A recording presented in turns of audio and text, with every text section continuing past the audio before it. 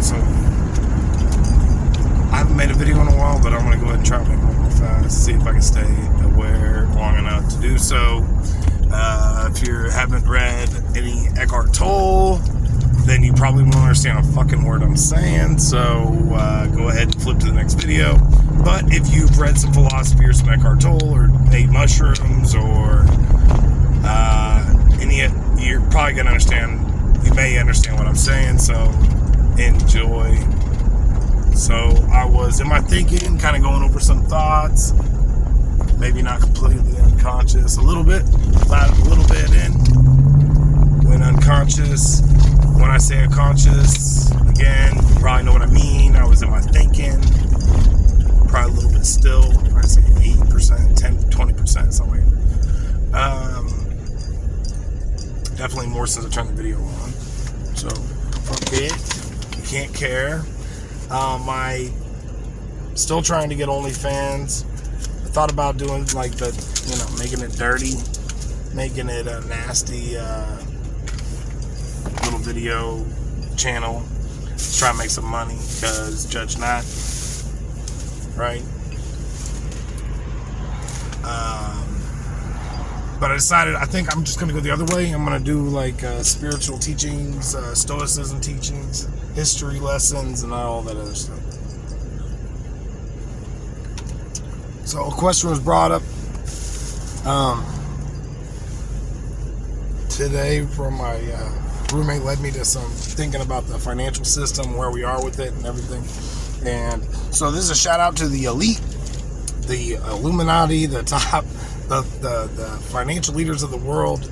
Your score is 8 billion, right? There's like 8 billion people on the planet. It's going to be soon, or hopefully should be. You think so? But that's their score. That's how well they've been doing. They've been doing very well. And if you're worried about intellect being valuable, it is, but you're probably not going to get much of what I'm saying, because I'm not trying to be intellectual. I'm trying to get my message across. Intellect is valuable in its own right, but we're talking about wisdom. I'm talking about what is. And from there, you get wisdom. So I'm not going to use a lot of technical terms and stuff. I'm going to try and speak to you as if we were children. Okay, you must become like a child. That's what Jesus said. So, if you don't know me, my message is simple. Basically, there's about 1 million lessons throughout history, and they're all teaching the same lesson at the end of the day. And so, I don't care if you follow Jesus or if you follow Stephen Hawking. Hopefully, I get most of my references and my quotes and accreditations correct when I do these videos. But if not, it's not actually a big deal, because at the end of the day, words only point the way. My references are only ever going to be only so useful. Trust and faith really are like the same thing, and to convey some messages, you're going to have to just set your opinions aside for a second, because I'm only going to be talking about what I know, and from there, what things follow as far as reason.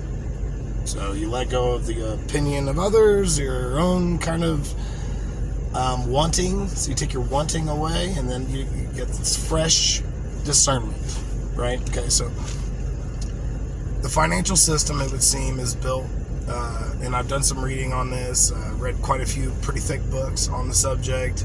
So I could probably teach a class on fundamentals of finance and the monetary system, and because it's philosophers who are the ones making these decisions at the core, at the base of law, at the very foundation of money.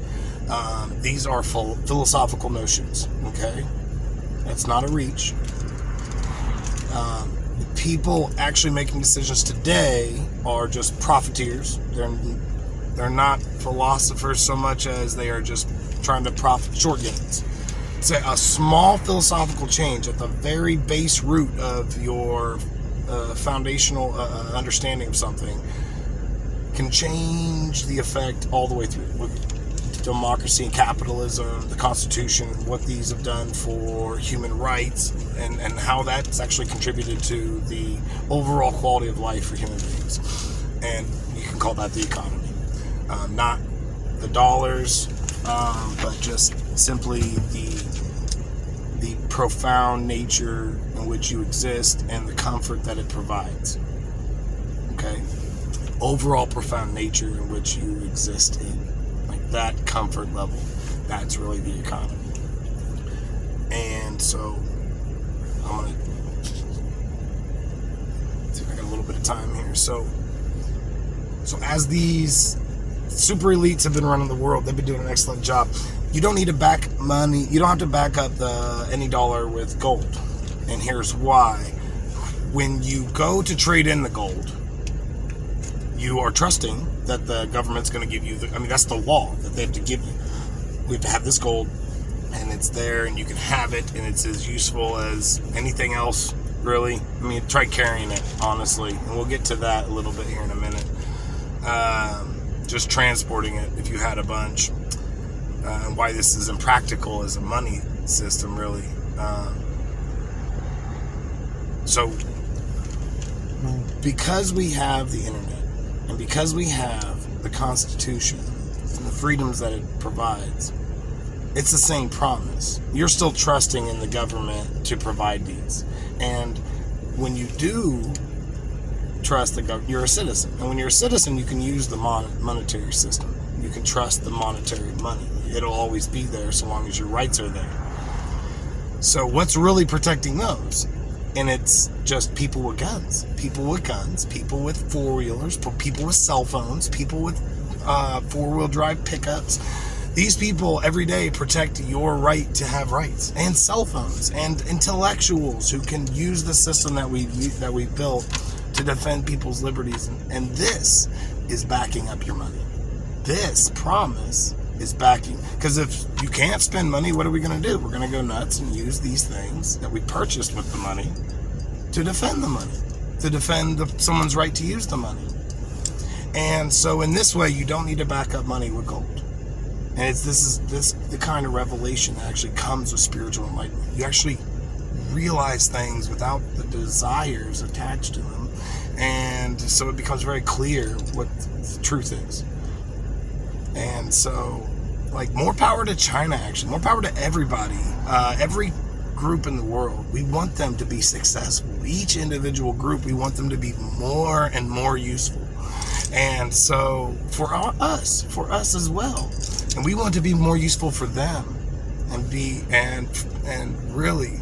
And so, this kind of harmony is at the core of spiritual lessons and economic growth.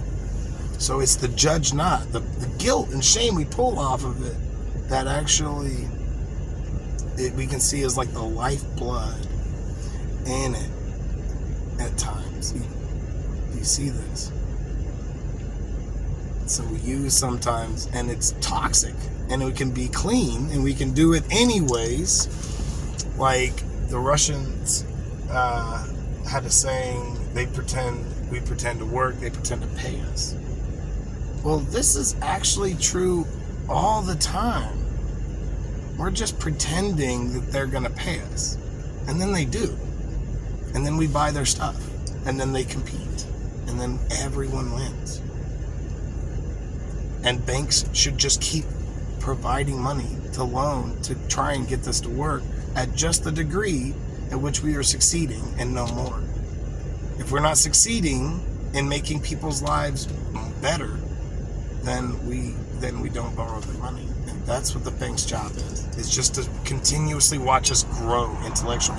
And so everything bad in the world, so long as we can talk about it on the internet and communicate and make changes and accept things as they are, then that's what the bank should be defending. That freedom for us to communicate and change. Because that's the thing that makes the whole thing better. And so freedom of speech is actually the bank's job to maintain. They actually want us to be able to communicate. And maybe this is why Elon bought Twitter. This is the foundation of the money. So, as you were, soldier, keep it real, right? Stay out that thinking, stay out that wanting. And these things, these revelations is what they are, will be yours, right? They're just it's the lack of wanting that gives it to you. I didn't do nothing. And if you recognize it, it was your recognition that recognized it. I just happened to also recognize it. So it's just the universe talking to the universe about this. All right. Love y'all. Take care. Be back another time.